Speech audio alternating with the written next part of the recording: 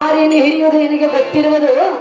ಅದನ್ನು ಬಿಟ್ಟು ನನ್ನ ಆಸೆಯನ್ನು ಪೂರೈಸು. ನೀನು ಅಡ್ಡ ದಾರಿಯನ್ನು ಹಿಡಿಯುವುದು ಬಿಟ್ಟು ನಿನ್ನ ಮಧ್ಯದ ದಾರಿ ಹಿಡಿಯುವಂತ ಆಹಾ ರಾಮ, ಮಾಗಿದ ಹಣ್ಣನ್ನು ತಿನ್ನುವುದಕ್ಕೆ ಪುಣ್ಯ ಮಾಡಿರಬೇಕು.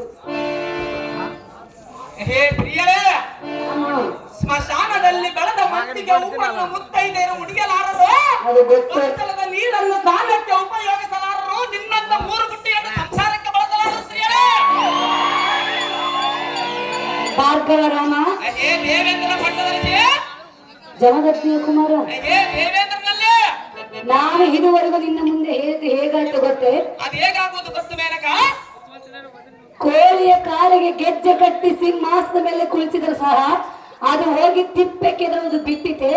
ಅದರಂತೆ ಸುಂದರವಾದ ಹೆಣ್ಣು ಬಂದು ನಿನ್ನಲ್ಲಿ ಬೇಡಿಕೊಂಡರೂ ಸಹ ನಿನ್ನಲ್ಲಿ ಪ್ರೇಮ ಹುಟ್ಟುವುದೇ?